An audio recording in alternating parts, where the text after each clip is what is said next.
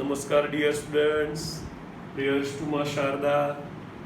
We are discussing electric charges and fields NCERT text. Today also we will discuss a theory. Let us recall last lecture. Okay? In last lecture I explained you that electric charge distributions are of two types. Okay? This type of distribution is called discrete distribution. Discrete, okay? Because there is a large separations between charges, okay, and finite number of charges. So if I want to add these charges and get the net charge, it is algebraic sum. You can easily get it, okay?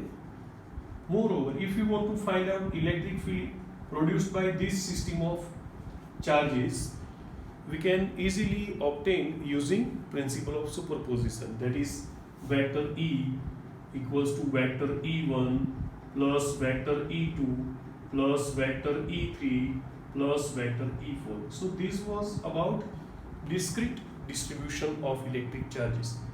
The study of discrete distribution is easy because we don't need to use calculus. Okay.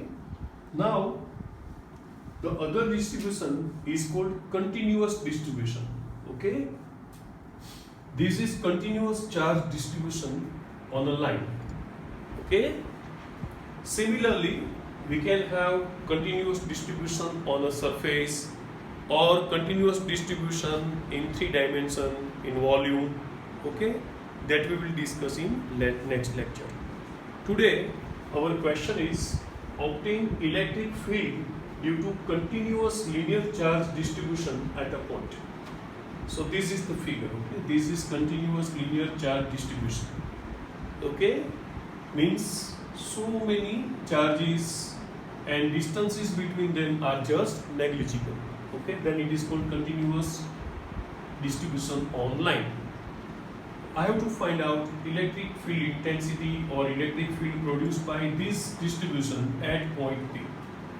Okay, so first of all, in figure, with respect to reference point O, position vector of a point on line is vector R.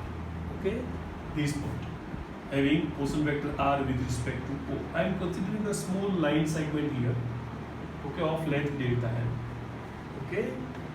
Assuming small line segment delta L at this point containing charge delta Q. So charge in this line segment is delta Q. Okay. Now consider a point capital P having position vector capital R. Okay, with respect to O and vector R dash with respect to the point considered on the line. Okay. Line segment. Now let us assume that lambda is linear charge density. Linear charge density. We know that linear charge density means charge upon length. Here we have considered charge as delta Q and length as delta L. So delta Q by delta L. Therefore delta Q equals to lambda into delta L. Okay. Now see, this lambda is depends on the position of the point we consider, because see, all the time the charge distributions are not uniform. Sometimes they are non-uniform. Okay, so lambda depends on the position of the point we are considering. According to Coulomb's law, electric field at point P due to charge in this line segment is 1 upon 4 pi epsilon naught, actually kq by r square. So 1 upon 4 pi epsilon naught into delta Q upon R dash square into unit vector in this direction is R dash square. Putting value of delta Q, so it is 1 upon 4 pi epsilon naught lambda delta L upon R dash square into R dash square. This is the electric field produced at point P by charge in this line segment.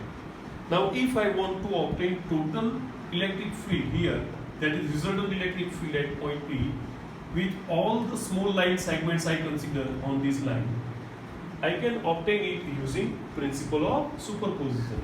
So according to principle of superposition, resultant electric field at point P due to linear charge distribution is E equals to 1 upon 4 pi epsilon naught sigma of electric fields produced by all small line segments, okay, for all delta L, lambda L upon R dash square into R dash L.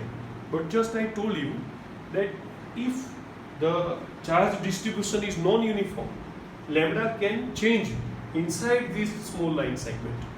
So in order to have more precision, we should take delta L as minimum as possible. So taking delta L tends to 0. In that case, this sigma will be converted into integration. So expressing this sum taking delta L tends to 0 in form of integration, vector E equals to 1 upon 4 pi epsilon naught. This sigma is converted into integration, that is called line integration, okay, into lambda. This delta L is now called dn because delta L tends to 0 is expressed as dl. So lambda dl upon r dash square into r dash square. Okay. Similarly, in next lecture we will obtain electric field for continuous charge distribution on surface and then after on volume. Bye.